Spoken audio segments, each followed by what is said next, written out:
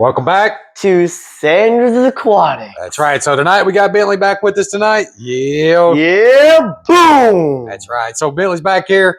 He's going to deliver some of his mind-numbing facts tonight and go out there and give you guys some details on these guys. So we have a really cool fish. I've been wanting these guys for a long time. I've done a ton of reading on them, but I have never had them.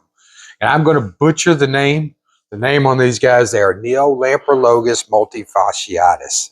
I might have got it. What do you think? That's a mouthful. Yeah, that is. Let's keep it simple. What's an easy way to say it? Multis. Let's just call them multis. So we're going to call them multis here for the rest of the video because that's easy. So these guys, we actually won these at auction here this last week. We went to the auction up in Cincinnati. Had a good time there. I recommend it to everybody. But we've got their tank all set up to go through and hopefully keep these guys happy, healthy, and doing what we need them to do. So Bentley's going to drop some facts on us tonight. Yep. What do you think, Bentley? You got a nice, neat, cool fact? We're going to start us out with a good one. What do you got? Okay. So number one is one of the small shells dwelling cichlids. That's right. So these guys are one of the smallest shell-dwelling cichlids out there. Makes them, they stay real small, don't get real big. I think they're pretty cool, though. Kind of cool personality. We've been getting to watch them for the last couple of days and everything I was hoping for. Pretty neat, though, huh? So, where are these guys from? Oh, they are from East Africa. East Africa? Yeah. That's pretty cool. Do you know what lake they're from? I believe it's in Lake. Let's see.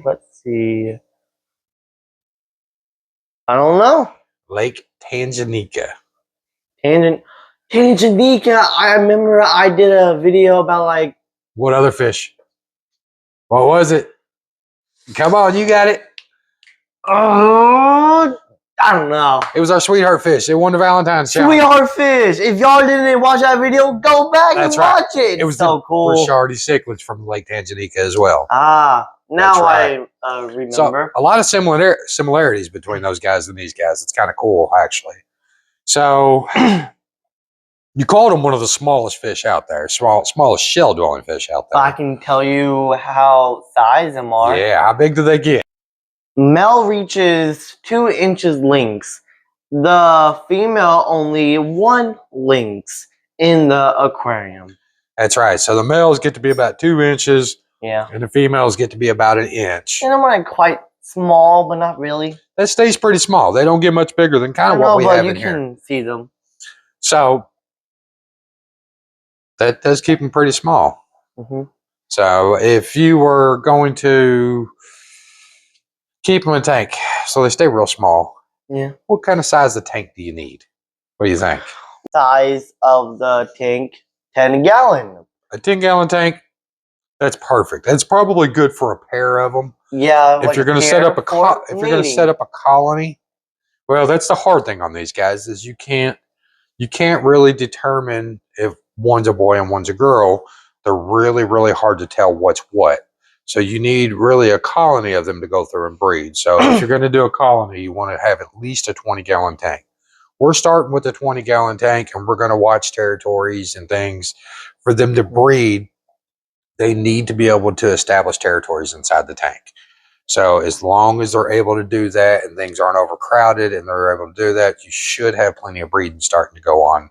These guys are actually heavily prolific fish. But being in Africa, coming from Africa, is it cold there? Do we want some cold waters like the axolotl? No. It's actually temperature 75 to 80 degrees. It's hot out there. That's right. It's hot in Africa. I don't want to go there. Too hot for me. Of course, I don't like the winter here. I don't like it when the snow's here. So I'm a big old wimp. But it's quiet. Just like my mom likes it.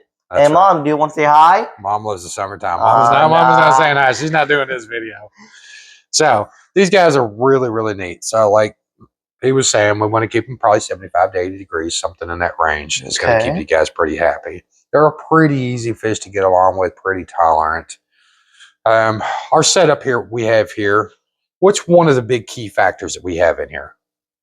Having sand on bottom is needed so the fish can dig. That's right. These fish, they like to root and rut and run around down in the sand and go through and dig up and move shells around. They probably find little mystery snails when they're digging out there in Maybe, who Lake knows? Oh, look Tanzania, at that. right? One right there, one over there. That's right. We staged this one though, so they're not going to be able to dig and Yeah. find any shells here. It's kind of cool though. Yeah. So we kind of touched on this a few different times. Mm-hmm. What's something else these guys need?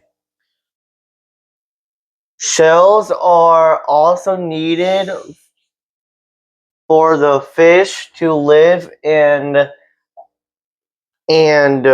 breed in. That's right. So these guys really need to have shells. And I think this is probably a good time to come in and maybe we'll give you a little close up on these guys so you can see some of what they're doing inside the tank. Now, this tank has not been super cleaned. We actually set this up here a couple nights ago, but you can see them. They all seem to be taking on and landing on different shells and holding where they're at. These guys are extremely territorial when it comes to keeping their area and what they're doing. So as long as they can create their own area to go through and create their little bubble, they should go through and breed. They're going to lay their nest inside the shells, and they'll take probably a week or so before the babies are at that point. They are going to ferociously guard their babies, but they are a colony breeding fish. So if we've done this right and they have enough room in here, we shouldn't have like a herd. Just like a herd. So they're going to go through and they'll help protect each other's babies as long as they're not feeling infringed upon. So if they have enough room in there, and this little girl can go over here and she can have her own little space, and these guys aren't on top of her, she'll be okay with it as long as everybody's getting along. This may not be enough space for these guys. We may have to up them to a 40-gallon tank to go through and actually get the results we're after. But we're going to spend quite a bit of time going through and watching them and making sure we don't have over-aggression and they're able to establish right. We want to make sure the fish are happy where they're at.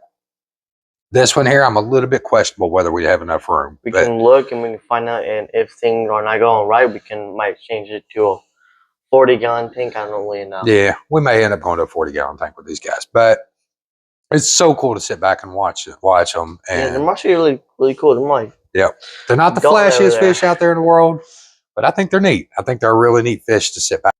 But if you guys have any tips, tricks, and you've bred these, raised these, and kept them up, give us some help here. It's my first time with these guys. I've done a boatload of reading and never had them. So this is my first time. And like I said, we found them at auction and I was getting them. I had a tank that I knew was going to work well for them. We were actually breeding some Fricata jewels in this tank, and I left all the algae and gunk back up on the back of the tank. So hopefully we can have some babies and have something for them to nip on and chew on. But we'll see. But you guys are, as always, you've been awesome. We really appreciate you. Thank y'all so much.